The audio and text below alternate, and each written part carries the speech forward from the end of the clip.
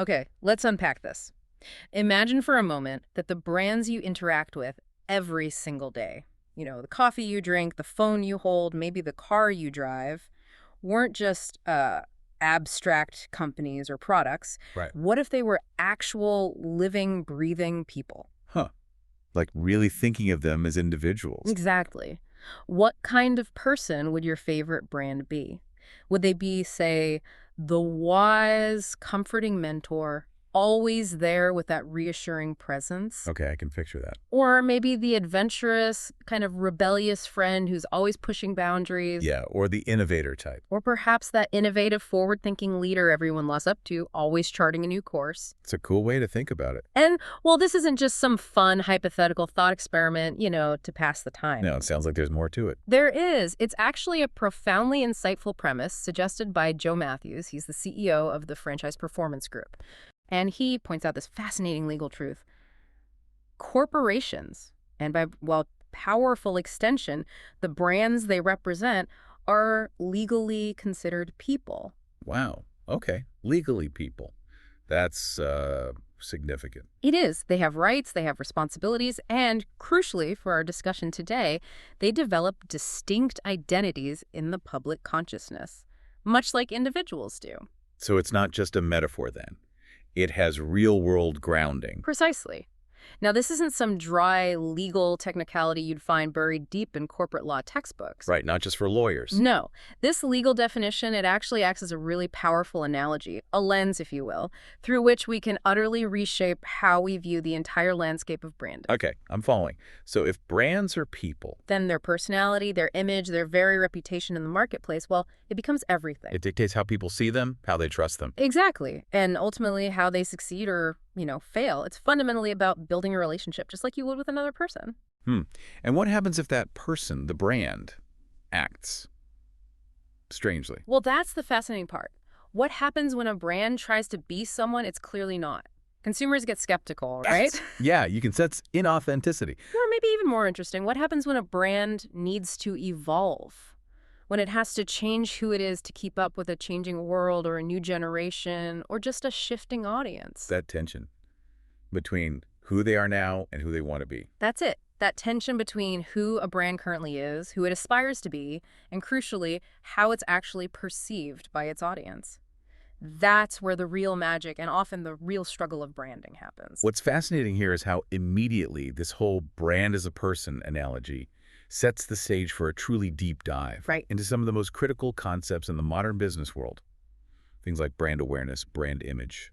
And the strategies behind it all. And the incredibly strategic decisions companies make to shape, refine, and sometimes, radically transform these perceptions. It makes you look beyond just the logo or the ads. Absolutely. Yeah. It forces us to look far beyond those surface-level elements. Yeah. Beyond just a logo or a catchy jingle or even a slick advertising campaign. Yeah.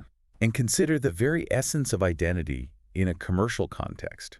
We're talking about the soul of a business, if you will. The soul of a business. I like that. So today, our mission, our goal for this deep dive is to explore precisely how brands cultivate, meticulously manage, and sometimes even daringly transform their identity. How they forge those deep connections with their audience. Exactly. And achieve their overarching strategic goals. And we're going to navigate this fascinating terrain through the powerful lens of something often called the Marlboro Strategy. The Marlboro Strategy. Okay, I've heard of this, but maybe not in this specific context. Well, it isn't merely a historical anecdote, though it has deep historical roots. It's more like a living, breathing blueprint for radical brand reinvention that has, frankly, echoed through decades of marketing. Interesting. So where are we drawing our insights from today? Our insights today are coming directly from some compelling excerpts of an upcoming book. It's called Rockstar MBA, 77 Untapped Lessons on Life, Business, Marketing, Entrepreneurship, and Leadership from Rockstars. Rockstar MBA. Okay, that sounds intriguing. It is. And specifically, we're looking at Dr. Martin J. McDermott's manuscript, Chapter 4, which focuses entirely on branding. Got it. So get ready, everyone listening, to explore how a brand's personality can quite literally make or break its journey through the marketplace. Let's do it. Okay, so we're kicking off our deep dive with this incredibly insightful observation from Joe Matthews. Brands are, in essence, people. Right, the core idea. And he's not just speaking metaphorically here. Our legal system, maybe in a subtle or even unintentional way, gives a certain personhood to corporations and their brands. It's like they have a legal standing as an entity. They do. They possess the capacity for distinct personalities, the ability to project values, and, most importantly, an identity that can be perceived, judged, and responded to by the public. Just like an individual in society. Exactly. And this isn't just an interesting factoid to, drop at a dinner party. No, it sounds much more fundamental. It fundamentally reframes and clarifies how we should approach and understand brand strategy. It elevates branding from just, say, marketing tactics To something much deeper. Identity management. identity management. That's a great way to put it. Think about it. Just like people, brands have distinct personalities. And these aren't usually accidental, are they? No, rarely. They're often very carefully crafted, intentionally built. They project certain values, maybe innovation or tradition or ruggedness or comfort. Even if it's just implied through their look and feel, not explicitly stated. Right. Through their actions and aesthetics, rather than some mission statement nobody reads. And they accumulate a public perception, a reputation that grows and evolves over time. Based on everything they do. Product quality, ads, customer service. Even their corporate citizenship, how they act in the world, this whole brand as a person concept lets us ask truly crucial and actionable questions. Like, what kind of person is this brand trying to be? Exactly. Are they the sophisticated intellectual, known for deep expertise, the rugged adventurer, all about exploration and freedom? Or maybe the dependable neighbor, just solid reliability? Or the playful innovator, always surprising and delighting? And then, the big question. What are the profound real-world consequences when a brand's actions, Like a new product launch or an ad campaign. or their social media, or even just day-to-day customer service? What happens when those actions don't align with that carefully cultivated, desired identity? That disconnect. It feels wrong. We've all encountered people who act out of character, right? It's jarring. Yeah, it throws you off. Creates a kind of cognitive dissonance. It makes you question their authenticity, maybe their integrity, even their stability. And you're saying the same applies to brands. Absolutely. The same weight, the same scrutiny, the same feeling of disconnect. If a brand suddenly deviates wildly from its established persona, consumers don't just notice, they feel it. They might feel betrayed, maybe confused. Or simply disengaged. Like, Yeah. that's not the brand I thought I knew. This tension, this potential for dissonance between a brand's perceived identity and its actual behavior is what sets the stage for some truly incredible stories of brand evolution and reinvention. But it can also lead to big mistakes. Oh, definitely. It also leads to cautionary tales of significant missteps where a brand completely loses its way and consequently its audience. So it forces brands to be incredibly intentional. Almost philosophically aligned, you could say, about who they are and how they consistently present themselves to the world. That makes sense. Now, to really illustrate this powerful brand as a person idea, our source material gives us a wonderfully vivid and relatable example. Cracker Barrel, Old Country Store. Ah, Cracker Barrel. Okay, yeah, I can immediately picture that. Right. When you think of Cracker Barrel, what image immediately springs to mind? For many people, it's more than just a restaurant or a gift shop. It's an experience, a feeling. Exactly. The text provides a detailed profile, sketching out the persona almost like a character in a novel, like someone you know intimately. So what's the persona? If Cracker Barrel were a person, the description is incredibly specific and evocative. Older, comforting, accepting, happy, moral and fair, welcoming, nostalgic, a reminder of a simpler, better time. Wow, that's very specific. And yeah, that feels right. It's not just a random list of positive adjectives, is it? No, it paints a really clear picture. It immediately evokes that archetype of the comforting grandmother figure. Exactly. Someone who offers warmth, unconditional acceptance, a sense of belonging. And probably some good home-style cooking. Served with a side of cherished memories, absolutely. Imagine the feelings this persona conjures in you. Security, tradition, maybe a much-needed break from the complexities and frantic pace of modern life. A place where things are simple, honest, and good. It's a really powerful emotional connection they've built there. It is, and it's built on deeply ingrained cultural associations. This detailed profile just underscores the sheer power of a clearly defined and consistently maintained brand persona. When a brand embodies such a specific, beloved archetype like that, it connects deeply with our emotional associations and expectations. We know precisely what to expect from Cracker Barrel, just like we would from, say, a beloved family member. Yeah. Now, the source material, even in its title for this section, Cracker Barrel, the grandmother who stopped acting like herself, subtly hints at the profound importance of a brand staying true. Staying true to that established, desired persona. Exactly. While our source material doesn't explicitly detail Cracker Barrel's specific missteps, we can vividly imagine the scenarios. Oh, yeah. Scenarios that would make their grandmother persona feel utterly inauthentic, creating that jarring dissonance we talked about. Picture this. What if Cracker Barrel, a brand built entirely on tradition and Americana, suddenly launched, I don't know, a highly stylized, minimalist, tech-forward ad campaign? Featuring maybe a celebrity chef known for molecular gastronomy. Right, or what if they drastically modernized their interiors? Replaced their iconic rocking chairs with sleek chrome lounge seating. And started playing, like, EDM or aggressive rock music instead of classic country or folk. The disconnect would be immense. Their core audience, the people who actively seek comfort, nostalgia, and that escape to simpler times, would feel a profound sense of betrayal. It wouldn't just be out of character. No, it would be a fundamental violation of the implicit contract of trust they've meticulously built over decades.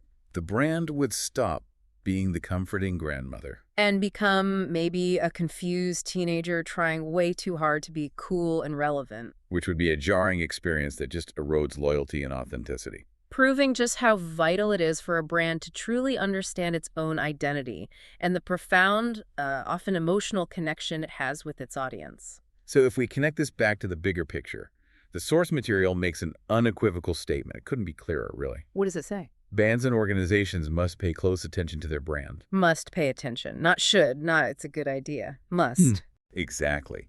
This isn't presented as a suggestion or a recommendation. It's framed as a fundamental, non-negotiable requirement for survival and success in today's, let's face it, crowded and competitive marketplace. So to ignore your brand is like... It's akin to ignoring a vital artery of your business. You're basically inviting stagnation and eventual irrelevance. Okay, so why is this so incredibly crucial? We've touched on it, but let's dig deeper. Well, because a brand, as we've already established, is so much more than just a logo or a catchy name or even the product itself. Right. It's the whole package of perceptions. It's the cumulative sum of every perception, every experience, every single emotion associated with an entity. It's the mental shortcut people take when they think about you. It's the promise of an experience. And in a marketplace where consumers are just bombarded with choices. Ignoring your brand is like ignoring your reputation as a person.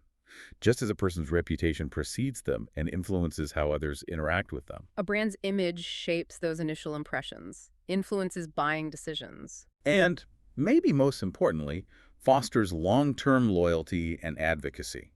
A strong, clear, consistently managed brand cuts through all that noise. It commands attention. It builds trust. Whereas a weak or inconsistent one... A weak, inconsistent, or just neglected brand simply fades into the background. It becomes indistinguishable from its competitors, loses its voice, its very reason for being. So it's about establishing recognition, cultivating trust. And carving out a distinct, meaningful place in the minds and hearts of your audience. This brings us perfectly to the next critical concept in our deep dive, which is brilliantly introduced through the story of an iconic rock band, Bon Jovi. Bon Jovi. Okay. And the concept is the desired image. This isn't simply about having any image. It's about painstakingly cultivating the right image. The one that aligns perfectly with the brand's long-term goals, its artistic aspirations, its strategic vision. For market penetration, demographic reach, all of that, the source highlights this beautifully by revealing that Bon Jovi's early brand description. What was it? A pretty blunt and self-aware assessment. The girls like us, but the guys don't hate us. Huh. Okay, that's honest. Very honest. But the key point is, this was specifically not their desired image. Interesting. So even though they were popular? They were popular, they certainly had an audience, they were enjoying success, but their perceived identity, that particular demographic alignment, didn't quite fit their broader ambition. It illustrates that strategic gap between current perception and aspirational identity. Exactly. A brand might be successful in one segment or popular for a particular reason, but if that popularity doesn't align with its long-term vision for market reach or demographic targeting or the deeper emotional connection it wants to forge, then a strategic shift becomes not just necessary, but imperative for sustained growth. So what exactly defines a desired image? How does a brand figure that out? Well, it's often a complex alchemy, isn't it? It involves deep market research, certainly, an intuitive understanding of cultural trends, the zeitgeist, Meticulous demographic and psychographic analysis. and an unwavering, almost artistic vision for the brand's future. It's about intentionally carving out a specific, defensible niche. And making sure everything reinforces that. The product, packaging, public statements. Consistently reinforcing that chosen persona. It makes me think. Think about a time you wanted to change how others perceived you. Oh, sure. Like starting a new job or something. Right. Maybe you aim to be seen as more serious and authoritative in a new professional setting, or maybe more adventurous and spontaneous among a new group of friends. What deliberate strategic steps did you take? You might consciously change your wardrobe, maybe adapt your communication style. Or actively seek out different activities to align with that desired perception. Yeah. Brands face an identical challenge, but often on a much, much larger scale, with millions of dollars, maybe their very existence, riding on the success of that transformation. It requires real introspection, a crystal clear vision. And often a bold, decisive strategy to bridge that gap between who they are currently seen as and who they want to be. It's about taking control of your own narrative. Exactly. Which leads us to, here's where it gets really interesting, and where we start to see this Marlboro strategy truly take shape. Okay, let's hear it. Bon Jovi's journey is just a fantastic textbook example of a brand actively and strategically shaping a desired image to achieve massive crossover success. Right, moving beyond that initial perception. So the source material tells us that the brand name Bon Jovi didn't truly resonate with the broader public in the powerful way we know it today until 1986. With which album? With the enormous success of their album Slippery When Wet.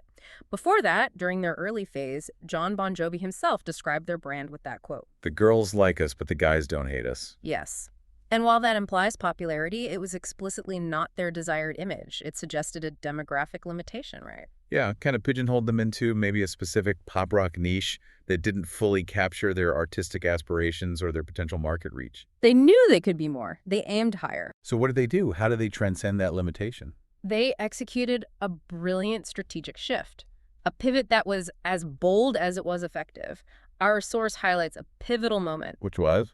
A cowboy entered their catalog with the popular song Wanted Dead or Alive. Ah, Wanted Dead or Alive. Okay, so that song was the vehicle. It wasn't just another hit song. It was a deliberate, image-driven intervention that fundamentally broadened their appeal. The cowboy icon. Yeah. That's powerful imagery. Incredibly powerful.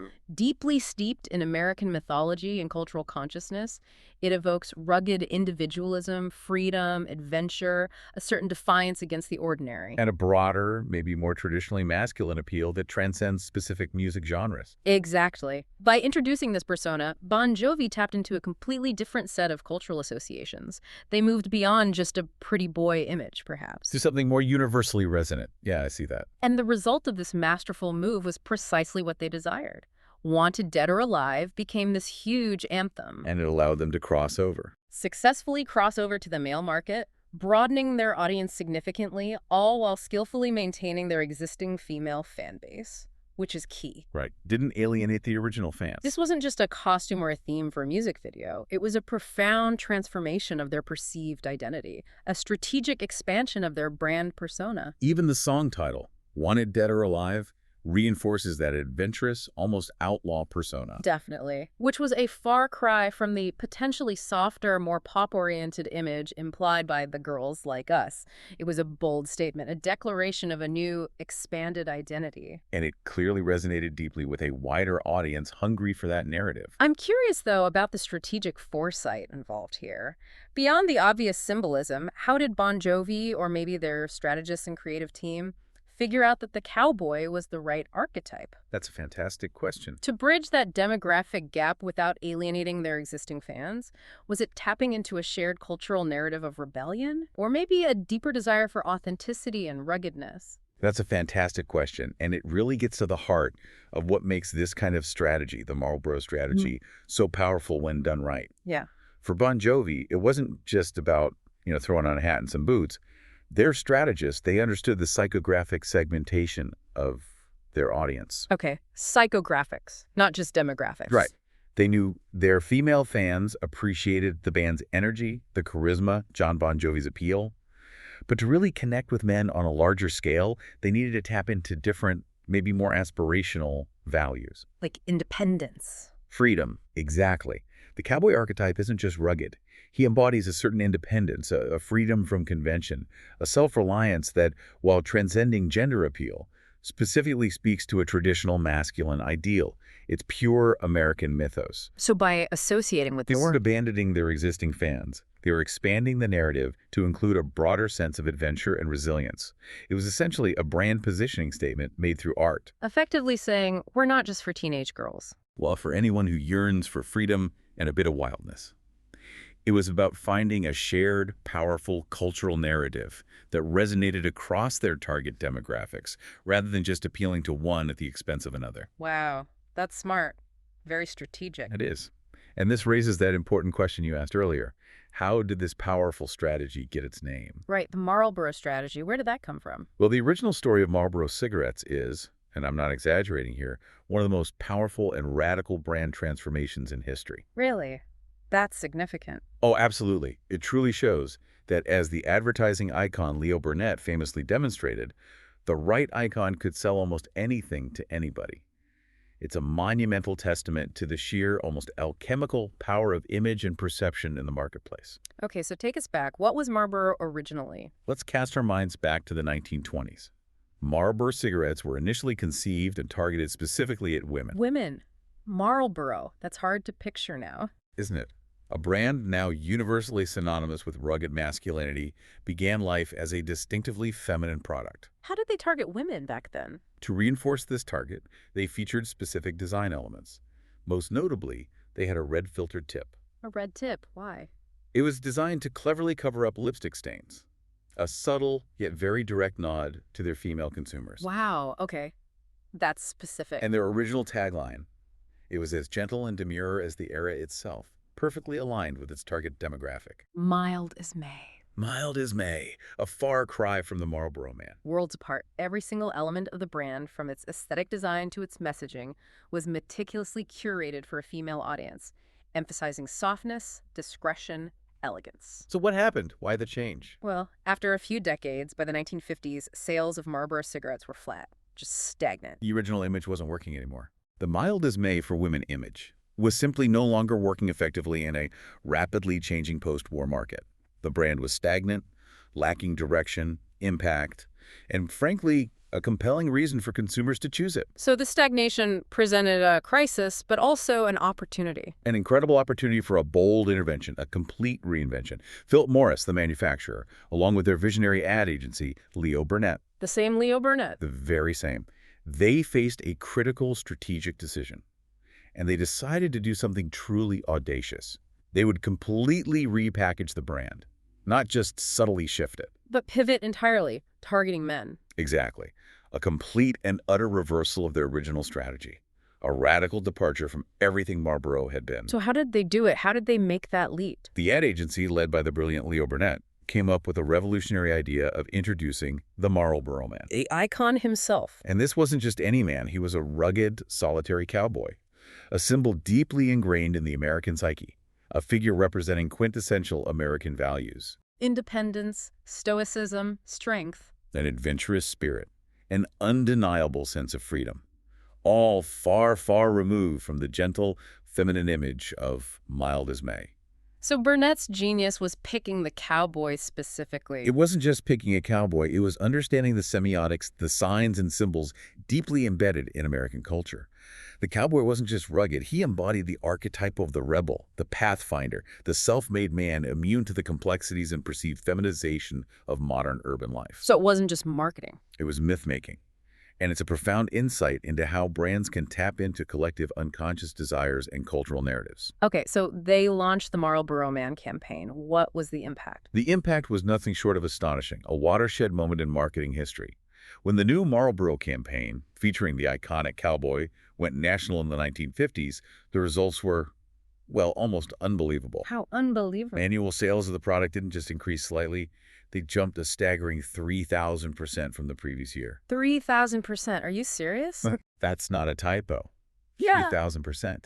This incredible statistic, reported by the History Channel back in 1999, stands as a monumental testament to the seismic shift in public perception and market penetration achieved by this radical rebranding. Wow. It wasn't just selling a cigarette anymore. It was selling an entire aspirational lifestyle, an identity, a dream, wrapped in a powerful, unforgettable image that resonated deeply with a specific cultural yearning for traditional masculinity and freedom. A 3,000% sales jump is absolutely monumental. But, given the inherent risks of such a radical pivot, completely flipping your target demographic and reinventing a product, Huge risks, yeah. well, what kind of internal resistance or external skepticism do you think Philip Morris and Leo Burnett might have faced? And how did they make sure that such a dramatic shift didn't completely alienate their original, albeit stagnant, female demographic? That's a crucial point, and it really highlights the immense courage involved in a move like this. It must have been nerve-wracking. Internally, there must have been enormous resistance. Imagine proposing to abandon decades of established branding and targeting an entirely new demographic with a product that was literally designed, down to the filter tip, for the opposite sex. The risk of capital expenditure alone. Capital expenditure, alienating existing distributors, maybe even employee morale. The risks would have been immense. They overcame it through sheer conviction, really, driven by the stark reality of those flat sales figures. And Leo Burnett's persuasive vision. Exactly. His persuasive vision for the Marlboro Man's almost universal appeal, at least within the target male demographic. Now, the strategic challenge wasn't just not alienating the existing female demographic. What was it then? It was essentially ignoring it to build an entirely new, much more robust one. The mild as May image was already so weak and sales were so low that a complete break was almost paradoxically a lower risk option than trying to incrementally revive a dying brand. So they didn't try to bridge the gap. No, they basically exploded it and built a new bridge entirely. The success lay in creating such a strong, compelling new identity that the old one simply faded into oblivion, completely overshadowed by this powerful new icon. It proved that sometimes you need to burn the ships to conquer new territory. That's a perfect analogy for it, yes. So what does this all mean when we connect the dots between Bon Jovi's strategic pivot and the original Marlboro strategy? Well, we see a clear, powerful pattern emerging, don't we? Yeah, a consistent blueprint for successful brand transformation that seems to transcend industries and eras. In essence, a successful brand identifies an inadequacy or a significant limitation in its current image or its market reach. Step 1. Recognize the problem or the opportunity. Step 2. Clearly define a new, desired image, that aspirational persona it wants to embody, its future self. Step 3. Finally, and crucially, it strategically introduces an iconic figure or a compelling persona, often, as we saw in both these powerful cases, the archetypal cowboy. To embody that new identity, tell that new story, and dramatically expand its appeal to new audiences. This right here is the very essence of the Marlboro strategy. It's about the deliberate, bold, and incredibly effective cultivation of a powerful, resonant image to fundamentally redefine and elevate a brand. Precisely. And brands continue to evolve at an astonishing pace, especially in our rapidly changing digital world. Which brings us to a more modern example. Exactly. Facebook offers a really compelling modern example of how target audiences can shift dramatically, sometimes organically, sometimes by sheer necessity. So this isn't always a proactive Marlboro strategy in the same way, like choosing a new path. Not always in the same proactive, deliberate way that Bon Jovi or the original Marlboro implemented it. Rather, it profoundly illustrates how a brand must acknowledge, adapt to, and ultimately embrace its evolving reality, or risk being left behind. Okay, so tell us about Facebook's journey. Well, consider Facebook's remarkable journey. In its early phases, the company's target audience was incredibly specific and highly exclusive. Right, the Ivy League connection. Exactly. It was geared towards a younger, elite demographic attending prestigious schools like Harvard, Princeton, Stanford, Oxford. It's basically a digital social club for the privileged few. Exclusivity was part of the initial allure, the identity. It defined its initial personhood as intelligent, connected, maybe a bit cliquish, a place for insiders. And now, fast forward to today. The landscape is vastly, almost unrecognizably different. The number of Facebook users is incredibly diverse, spanning a huge spectrum of ages, backgrounds, interests, tech skills. It's ubiquitous now. A digital town square for billions globally. And our source provides a fascinating data point. At the time of publication, over 11% of Facebook users were 65 years old and up. Wow, over 1 in 10 users are seniors. Let that sink in. Retirees, grandparents, individuals in their later years. This is accurately described in the source as a far cry from their original audience. That's putting it mildly. From exclusive dorm rooms to family reunions across continents. Facebook's demographic expansion is profound and continues to challenge its brand identity. So this organic, unprecedented expansion forced Facebook to adapt. It forced Facebook to continually adapt its perceived identity. It transformed from that exclusive college network to a ubiquitous, multi-generational social platform. So maybe not a deliberate pivot like the Marlboro Man? No, but it highlights a crucial aspect of modern branding. Yeah. Even if you don't actively choose to change your image, your audience might change around you, forcing an urgent and continuous adaptation. The brand identity had to broaden its embrace. It had to move from being a niche, youthful rebel to a sprawling, almost universal connector, a digital town square for everyone from teenagers to great-grandparents. And this required what we call adaptive branding. Adaptive branding, so constantly adjusting. Continually refining their brand architecture to accommodate new features, new user groups, doing extensive A/B testing on everything from UI design to privacy settings. And listening to feedback. Investing massively in sentiment analysis to understand how their vastly diverse user base perceived changes and updates. It's about dynamic brand management in real time, far removed from a single one-off campaign. So what are the immense challenges and maybe the opportunities too for a brand like Facebook when its core demographic shifts so dramatically almost on its own? It must require constant reevaluation. Of marketing strategies, feature development, content moderation policies, overall messaging.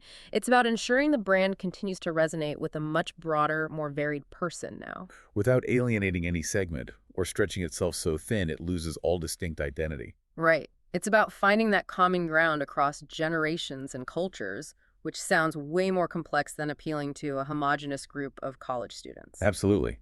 This kind of ongoing evolution demands continuous observation and agile adaptation from the brand, ensuring it remains relevant and useful. While battling all sorts of perceptions, from privacy concerns to political polarization, it's a constant balancing act. A very high-stakes balancing act. This brings us, I think, to a truly crucial and kind of empowering takeaway from all the source material we've explored today. Okay. It's a statement that seems to synthesize all these powerful examples, Cracker Barrel, Bon Jovi, Marlboro, Facebook, and offers a profound, almost philosophical lesson. For any brand, maybe even any individual, seeking to navigate their identity in this dynamic world. And the core message is? The core message is clear and incredibly liberating. The lesson is that it is okay if the brand changes as long as it matches your desired image. Okay.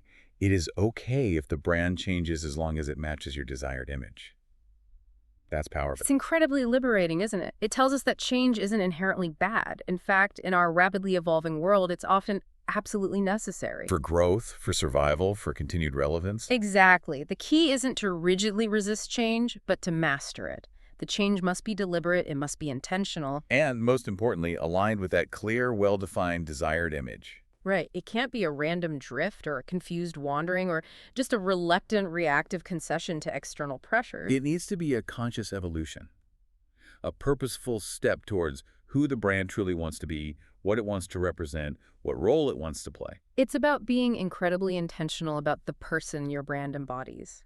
Are you evolving from, say, a quiet innovator to a confident industry leader? Or from a niche product to a mainstream solution. This conscious direction, this philosophical alignment with your aspirational self, is what transforms change from a potential threat into a formidable strategic strength. And you know, this applies to so many areas of life, not just brands. Totally. Think about personal growth, career development. It's about continuously defining and refining your own desired identity. Whether that's becoming a more empathetic leader or a more decisive problem solver. Or a more adventurous traveler, it's about aligning your actions, your choices, your communication style, your self-presentation with that purpose. Just like brands, our own identities are fluid. And the power lies in guiding that fluidity with intention and courage. Understanding this lesson helps us see the world, and maybe ourselves, through a more strategic, more empowered lens. It's like authoring your own story. Exactly, authoring your own story. So we've covered a tremendous amount of ground today. We've seen how Cracker Barrel carefully cultivated that specific, comforting grandmother persona. And the risks when a brand deviates from such a deeply ingrained identity. We watch Bon Jovi boldly pivot their image with the cowboy icon to dramatically expand their market reach, showing real strategic agility. And we witnessed how Marlboro executed perhaps the most radical brand transformation in marketing history, completely redefining its market with the Marlboro Man. And in the modern era, we examined how Facebook adapted, often by necessity, to an organically evolving and vastly expanded audience, requiring that continuous adaptive branding. All these stories, whether they were proactive and deliberate or more reactive and adaptive, They all underscore the critical, undeniable role of brand image and the strategic implementation of what we've been calling the Marlboro Strategy. whether it's adopting a completely new persona to capture a different market, like Bon Jovi and Marlboro, Or adapting with agility to an evolving reality, like Facebook has continually had to do. yeah, Brands are undeniably living, dynamic entities, their identities are constantly being shaped, perceived, reevaluated. not just by their creators, but by their vast and diverse audiences. Hmm. And the consistent unifying element across all these diverse examples is that unwavering focus on the desired image. That aspirational persona a brand wants to project, embody, and ultimately become. It's the North Star guiding their evolution, ensuring their relevance and their longevity. So what does this all mean for you as a listener? Whether you're building a brand yourself, maybe considering a career in marketing, or simply interacting with the myriad of brands that populate your daily life. What's the takeaway? For companies, it means being fiercely intentional about their brand's identity, having the courage, the foresight, the strategic vision to evolve when necessary. It's about not being afraid to shed an old skin if a new one better serves your desired future, your mission, your market. And for us as consumers, it means recognizing the deliberate choices, the sophisticated strategic thinking, the profound effort that goes on behind the scenes to shape the brands you engage with every single day. Understanding this Marlboro strategy makes you a much more informed and discerning consumer. Yeah, you can look at an advertisement, a product, a social media campaign, a company's public statement, and start to discern the person they're trying to project. The story they're trying to tell, the specific archetype they're hoping to embody. You become a more insightful observer of the business world, seeing the strategic chess moves and the subtle psychological appeals, rather than just the surface-level marketing. And thinking about what goes into defining that desired image. It involves painstaking market research, a deep understanding of cultural zeitgeists, anticipating future trends, and a crystal clear vision for the brand's future. It's about knowing fundamentally who you are, or maybe more importantly, who you want to be, in the vast competitive marketplace. Yeah. This deep dive has truly shown us that brand identity is a dynamic, incredibly powerful force, Okay. capable of transforming companies, redefining entire markets, capturing the imagination of millions. It's a profound testament to the power of a compelling image and the deeply strategic thinking that underpins it all. It shows that identity isn't static. It's a continuous journey of self-definition and intentional evolution. So as you go about your day, maybe making a purchase, scrolling through social media, or just noticing the brands around you, consider this provocative thought. What's that? What person does your favorite brand truly embody? And thinking about the principles of the Marlboro Strategy, how might that persona continue to evolve in unexpected yet strategically brilliant ways in the years to come? Keep observing, keep questioning. And keep deep diving into the fascinating and ever-changing world of brands.